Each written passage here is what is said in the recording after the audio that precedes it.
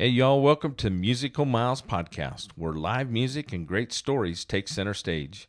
Today's episode is brought to you by our friends at Teton Guitars. Whether you're picking tunes around a campfire or taking the stage at your favorite honky-tonk, Teton Guitars delivers rich, soulful sound built for the journey. Learn more at tetonguitars.com. Now let's dive into some music and memories. Hey, music lovers, welcome to Musical Miles Podcast. I'm your host, Byron Duffin, and I am here with Mr. Cruz Contreras. Yeah, Byron, how you doing there? I'm doing great. We're in Challis, Idaho at the Braun Brothers Reunion. Had you been here before? I have. I've had the good fortune of playing a few years back with my band, the Black Lillies, and made a bunch of good friendships and relationships here, and really it affected the trajectory of my career in a really positive way. These are some of the most diehard, loyal fans you're going to find anywhere. Oh, without a doubt. Without a doubt. I mean, we talked a little bit before we started the interview, but we've interviewed fans here from France, Belgium. I know there's some people here from Australia. There's a lot of Texans here. Yeah. This is such a great place to come to in the summertime. Absolutely. We love Texas. I love Texas. I used to ride cutting horses, and so I spent some time down there. But I love the whole state. It's just so diverse and so cool. But the music in Texas is just amazing. Yeah, there's such a unique music scene down there. I think of Texas music as singer-songwriter based, and I think that's why we'll always go back to that culture and tradition that goes back generations. Sure. Well, some of the legendary songwriters that came out of that, obviously, Willie, but Guy Clark and Townes Van Zandt, and some of the great guitar players, that came out of there, just musicians in general. There are just so many talented people, and you hate to even start mentioning names because the names you're mentioning, those were all big influences on me. I grew up I was in Franklin, Tennessee as a kid. Okay. And my parents got me a guitar when I was about 15 years old, and right about that time, CMT, Country Music Television, had a series. I don't remember what it was called, but they would play your non-commercial artists. And I remember the first song I heard was Guy Clark singing, I think is it Boats to Build, I think is the title? Maybe, yeah. And I just it stopped me dead in my tracks. And I was like, I don't know what this is, but this is different, and it's got my attention. Right. And that's where I discovered Jimmy Dale Gilmore. I forget some of the other artists, but sure. I got hooked on what then I considered alt country. Sure. Well, before they really were calling it Americana. Yeah, it truly was. And I don't know, and I know a little bit about your music because I listened to some of it, and I try and prepare for these interviews, but it's so hard because there's so much going on, right? And it all happens so fast. But your background is you're kind of a little bit of I don't know. It's hard to put into any one realm. So I was born in Michigan, and I studied classical piano from a young age. Really? And that was something my dad encouraged me and my siblings to do. So we took traditional piano lessons. Right. And my dad's from Texas. He's from Houston. Okay. Definitely loved country music and two-stepping. Right. And then we moved to Nashville, Franklin, when I was about 12 years old. Because of was your dad involved in the music industry? Not really. No, he worked for Whirlpool Corporation. He was a corporate guy. Well, Franklin just got transferred down there. That's a cool town. We were just there. Well, in April, we went to. Are you familiar with Kimbrough? The Pick and Parlor in Franklin. I'm not. Nuh-uh. Oh my gosh, it's an old house, just not very far off, like a block or two off of the circle there, the square. Yeah. What a cool. And anyway, but so how long did you live in Franklin? That was my middle school years, and during that time period, my youngest brother picked up the fiddle. Okay. And he was a prodigy. He started winning these fiddle contests when he was young, and my parents got me a guitar to back him up. Billy Contreras is his name. Okay. And the very first week I had my guitar, because of Billy, I ended up at a pickin' party at John Hartford's house. And I walked into the room, and Earl Scruggs was playing, and Marty Stewart, and You're kidding these me. players, which I was barely familiar with at the time, but it just blew my mind. And I just knew I was around a scene that was very alive. And to me, that was super attractive. And so anyways, at this party, I've only been playing guitar a few weeks. Long story short, well, I guess this is a podcast. We don't have to tell short stories. No. We this is a long form. Yeah. So I walked into this room and I just remember these voices like literally resonating in the rafters, and I just thought, to me, felt like I'd walked into heaven. Right. Well, what's a kid know about heaven? I don't know, but this seemed like so vivid and vibrant that I was like, I can't even begin to imagine those guys in the same room. Yeah, I think Vassar Clemens was there. And you're a kid. Yeah, I mean, just mind blowing. And this is in Franklin. Well, this would have been in Nashville. We lived in Franklin, but yeah, John Hartford lived in Nashville, Madison, I think. And so the way that this like sort of party happened, there's jam sessions in every room in the house. Right. And I walk into this one room, and there's a fiddle player from Chattanooga. His name's Fletcher Bright, and he had a band called the Dismembered Tennesseans. They're still around. Okay. Anyways, next thing you know, someone's asking me to borrow my guitar. And there was this guy, John Richards. I haven't seen him in years. I don't know if he's still around. He kind of was like a George Benson style guitar player, kind of like a jazz type guitarist. And he borrows my guitar, my brand new Canadian-made Seagull, my $300 guitar with no finish on it. And in about 30 minutes, it looks like a woodpecker has just attacked my guitar. It's just drilled the way he played it. And we were friends. I was like, it was no hard feelings. Like, but I just was kind of in shock because like, this is my new guitar and something. I know something happened to it. Kind of looking at it like I'm a little confused here. So I take my guitar and I walk to the dining room, and it was really an ornate. I remember it being ornate. There's probably china and like dark wood and that kind of chandelier kind of room. Sure.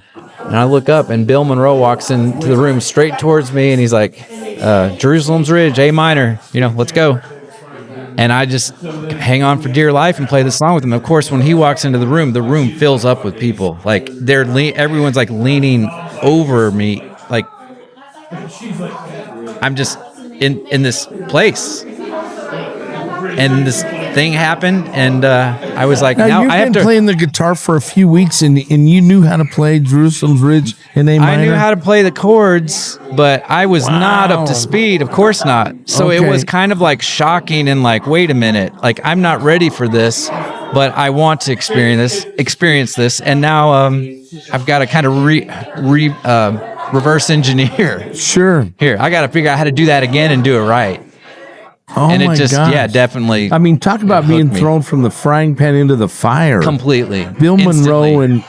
Like, I had my guitar, I don't know if less than 2 weeks. Oh, my hell. I've been playing for 2 years, and I'd just set it down and go, I don't know how to play. There was he didn't ask. He's just like, hey, Jerusalem's Ridge, A minor. And then there was people, I couldn't even move. All I could do was play and hang on. Wow. That's an experience. It was an experience. Yeah. So well, you were baptized by fire, no question. I still look back at that. It's not the only moment early in my musical development, but it's significant for sure. That has got, well, yeah. Wow. What a start to a music career. So to me, like when I went to study music in school, it was to learn like maybe the technical side of it, but I think I already understood like the soul of the music and the essence of the music. But you'd been playing the piano. Classical piano. That's right. So you understood.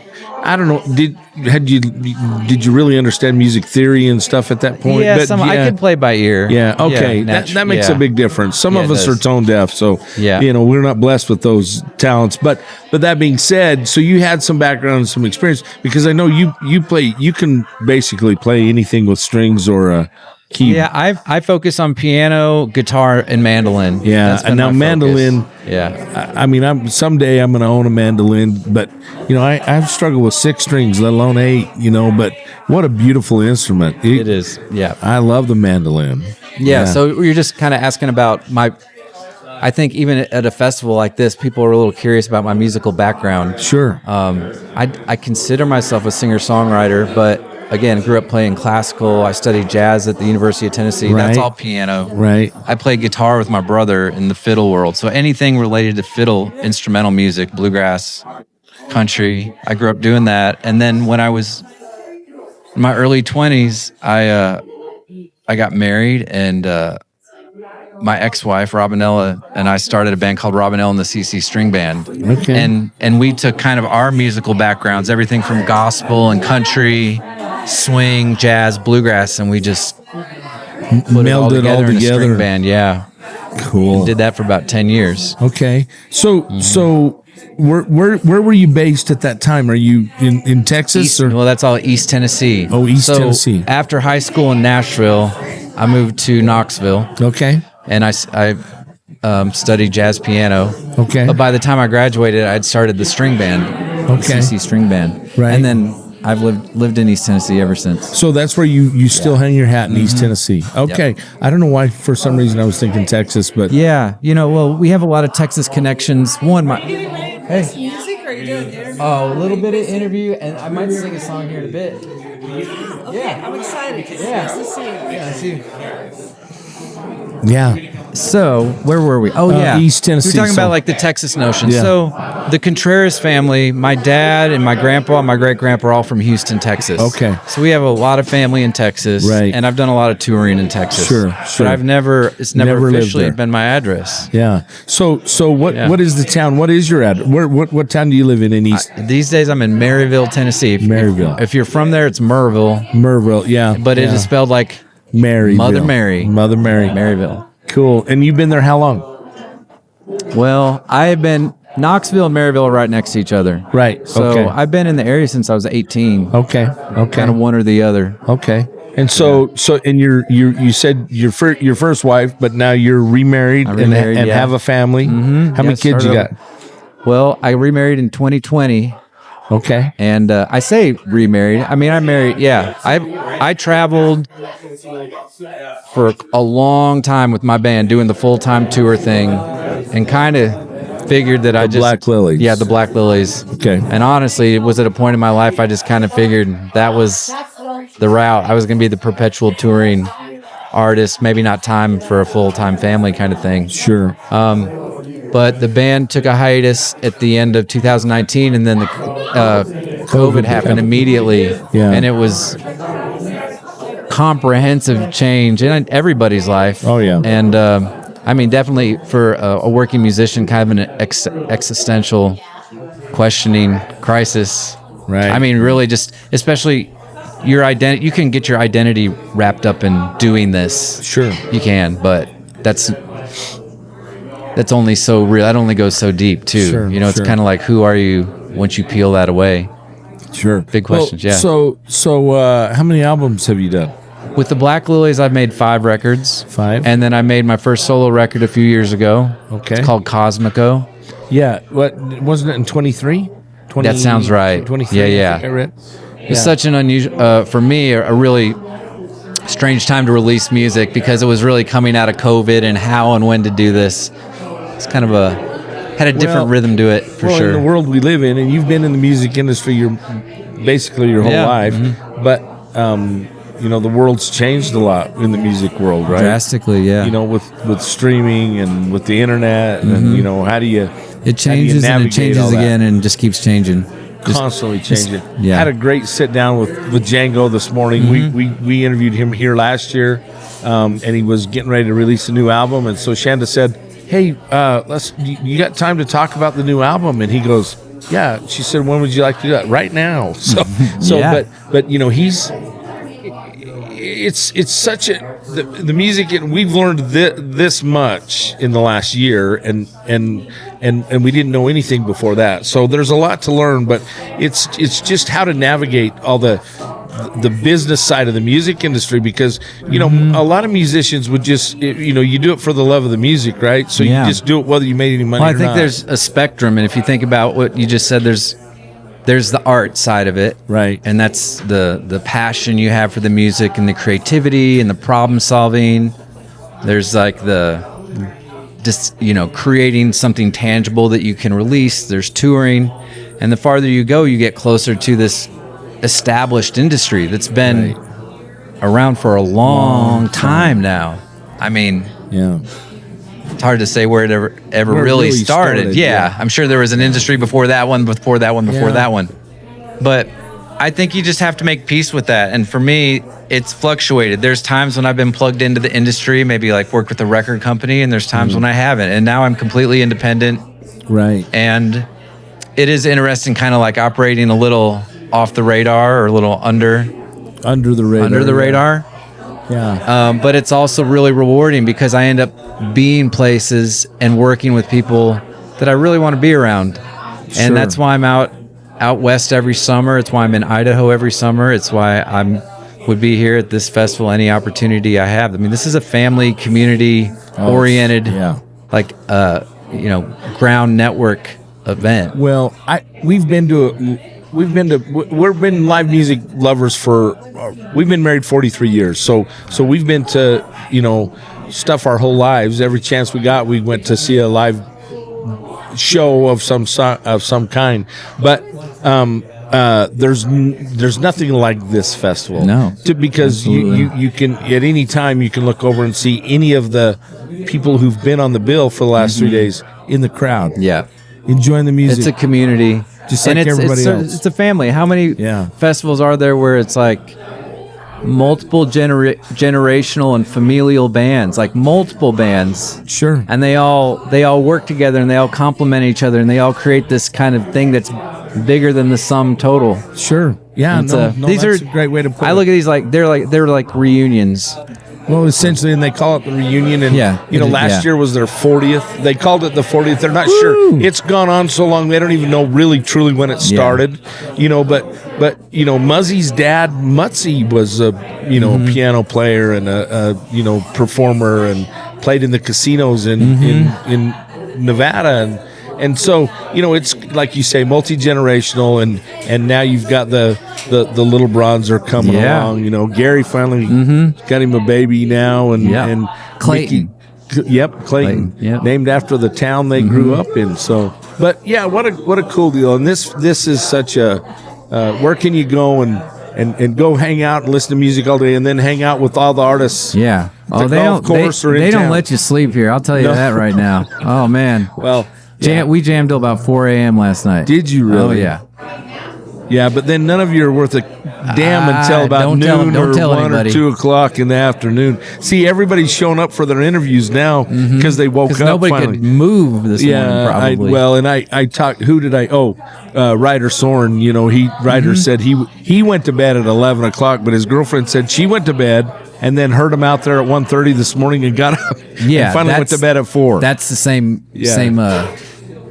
enclave. The same place we're staying. But, this is such a cool deal. And the music, I don't know, music touches everybody differently and at different times. And you've obviously, there's been inspirations to your music writing, whether it's a family matter or a breakup or a experience you had always on the next thing in life. It's a way to process and honor and deal. For sure. Well, Shanda told me she got to hear you play yesterday. I was back down here trying to get set up for something, but she heard you play, and she heard you talk about your son Cash. Yeah. And I told you we have a son. That's Cash. right. Yep. Yeah, you mentioned that. Yeah. So tell me about that. Well, he's my oldest son, and he's from East Tennessee. So that's the son of Robin and I. Okay. And we had him when we were in our 20s, and he's wonderful. He's very mechanically inclined, and he likes to go fast. He flies helicopters and buys and sells and trades anything with the engine and metal, and That's cool. He's any interest in the music? He's super talented. He can play guitar. He's played piano. He can sing. He's got a beautiful voice. Can play the trumpet. But he also told me pretty straight up years ago. He said, "Dad, I'm going to make some money." He didn't want to be a broke musician. I couldn't argue with him at all. Sure. And he's also seen, because his mom's a full-time musician. Sure. And he's seen honestly how hard it is and the toll it can take. Yeah. I know it's a different experience for everybody. Yeah. But it's been quite a road for us. Now, was he your only child you had with Robin? Okay. Yep. Cool. And then I have to my wife has a 9-year-old daughter, Ella. Okay. So Ella. that's my stepdaughter. That was my grandmother's name. Eleanor. Oh, Eleanor. Yeah, we call her Eleanor. Okay. Yeah. Okay, cool. And she's wonderful. And then Molly, my wife, and I have 2 little kids, Bridgman, named after my hometown in Michigan. Okay. And Josephine. Oh, cool. I'm going to tell her she's named after the outlaw Josie Wales. I like it. Yeah. I like it. Or what was his name? Not Doc Holliday. Who was Doc Holliday? Wyatt Earp's girlfriend was Josephine. Yeah, there you go. Yeah, there you go. It's a So good name. 2 great role models. Yeah. There you go. Outlaw Josie Wales and I like full life living. Yeah. I like stories. I like imagery. Sure. I like being alive. Yeah. Oh, it beats the alternative, my friend. Yeah. And yeah. I don't like going through the motions. No. I lost 2 friends 2 weeks ago that were my age, and I just hate that. Yeah, it just goes quick, no matter what. Yeah. No matter if you're here 100 years, it's a flash. No, it's too short. There's not enough, but there are not enough hours and enough time to enjoy all the music that there is to be had. Yeah. So, would you do us a favor and play us a song? Sure. This is a local Idaho company, Teton Guitars. There's a capo on there, and there's a pick there if you need one. Yeah. Ooh, that's a good pick. Let's see. Hard picks. All right, here we go. Let me check the tuning.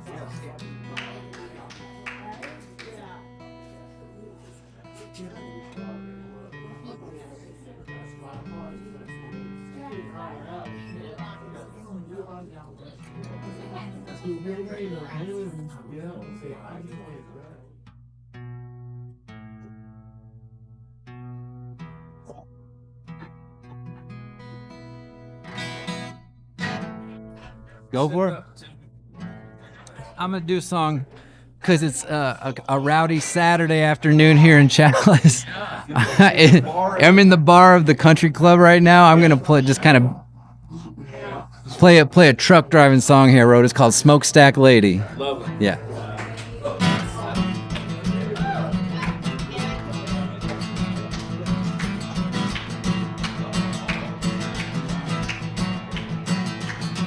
Hey, smokestack lady, why you gotta treat me so mean? I've been running these roads up and down LA to New Orleans. I gotta keep them wheels a-rolling, rolling on down the line straight for you. I got them 18 wheels a long gone, ain't seen my baby in too long. I got the smokestack, a hauling jack, switchback, kicking back a runaway freeway blues. Hey, now I met me a voodoo woman. She said, look me in the eye. You got a good woman, you're truck driving, full salt down, or you're gonna die. Hey, one more cup of coffee, or one more puff on that old smokestack. I got them 18 wheels a long gone, ain't seen my baby in too long. I got the smokestack, a hauling jack, switchback, kicking back a runaway freeway blues.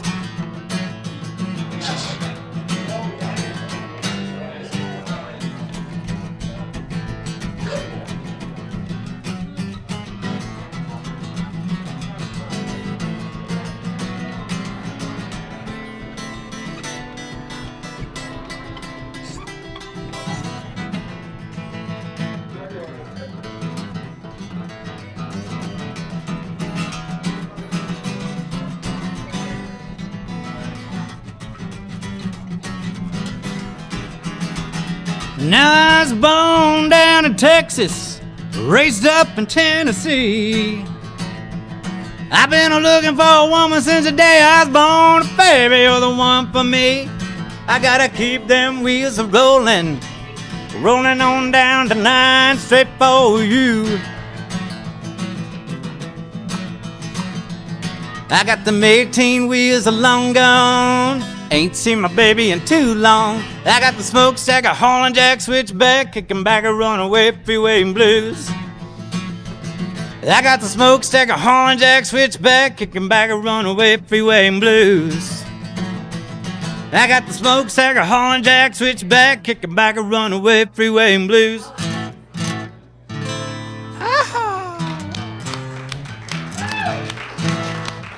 Oh, thank you. Cruz, put your autograph on that for me. Sure, can do. Yeah. How do they find your music? Go to cruzcontreras.com and sign up for my mailing list. That's the best way to keep in touch, and I can let you know where I'll be playing solo, where I'll be playing with my band, the Black Lillies, when I'm putting new music out, and when we're doing things like having festivals and putting on shows, you name it. Perfect. Yeah. Perfect. Well, we'll dang sure tie it all in, and Thank you. We'll send the information when we're ready to release this. Okay. Appreciate it. Share it for us. Thank you, Byron. Thank you for sitting down with us. Of course. This is always fun. Wish we had more time to talk, but Anytime. We'll do it again. We'll do it again. Sounds like a plan. All right. Hey, for Musical Miles Podcast, I'm your host, Byron Duff, and we are here in Challis, Idaho at the Braun Brothers Reunion with a great crowd. So we will see you somewhere down the road. Adios for now.